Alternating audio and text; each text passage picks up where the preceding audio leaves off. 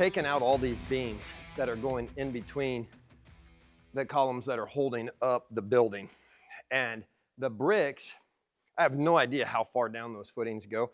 I would guess they're like 6 feet down. This building is massive, and those bricks have to be sitting on something that's down deep.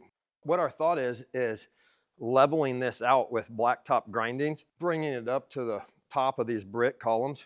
Basically, that'll be our floor height. So we will have these posts that we will have to watch out for and not run into. I'm still not sure how many cars we're going to be able to get in here, but I think it's going to be a lot. And the plan is still to open up an entrance on Main Street and then an exit into the backside of our lot. And so it'll be a one-way traffic. I was just in a place in Canada that had one entrance that was also the exit, and it had a green or a red light that you would approach. And if it was red, that meant stay back and wait for the car that's coming out to come out. And then once it turned green, then you could go in. It was only wide enough for one-way traffic, and it was in and out. And it was a condo complex of like, I don't know, 50 units. And I can't imagine trying to fight going in and out all the time out of the same door. So I'm excited that we're going to have 2 doors.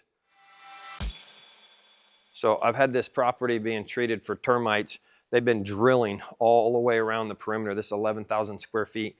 And I think they've just about completed the termite treatment on the outside of this building. And as soon as we have all of this flooring and floor joists tore up, they're going to come in and they're going to drill inside and treat this for termites. So the last time we were in here, there were walls that took up maybe 1,000 square feet or 700 square feet right here. There was another section over there in that corner that was like 300-400 square feet where it was walled in. And all of the walls have come down. They were not supportive walls. They were just built to box in an area to probably to keep the dust out or whatever, for whatever reason. And we tore all of that down. We've gotten to where you can actually still see right here some 2x4s where some of the wall was. And we've removed, looks like about 1/3, almost half of the floor and the floor joists. If you can focus in on the floor joists that are under those 3 layers. So there's 2 sub layers. There's subfloor, 2 layers, and then there's a top finished layer, which is the 3/4 inch maple. So it's got 2 3/4 inch subfloors and then 1 3/4 inch maple floor on top. And if you look at those floor joists, they are just huge. I don't have a tape on me, but I would speculate they're like 14 inches by almost 4 inches wide. And the beams that they sit on are just massive. It takes multiple people to move. It takes 4 people to move one of these beams.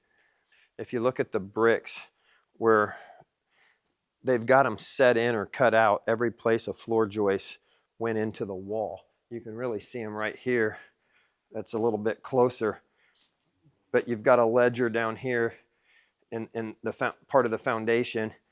And just the amount of work that went into building these, it's incredible. Well, that's probably 4 bricks thick, isn't it? At least.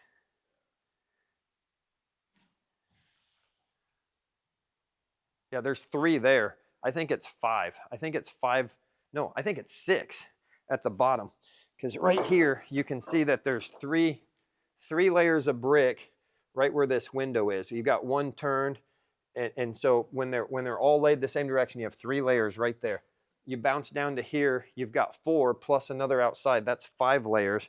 And you come down here and you've got another one. So we're at the 6 layers of brick at this point right here.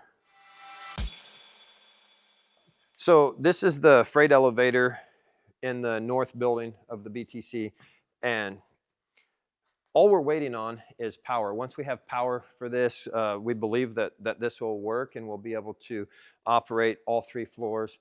And I know we still have a few items upstairs that are very heavy and large, and we're waiting for this elevator so we can remove those and get them brought downstairs. This will also help in all the repairs that we need to make on the 2nd and 3rd floor. So when we need to take up some very heavy some heavy lumber and roofing material, this will be great to be able to get it up there. So excited about getting this into use.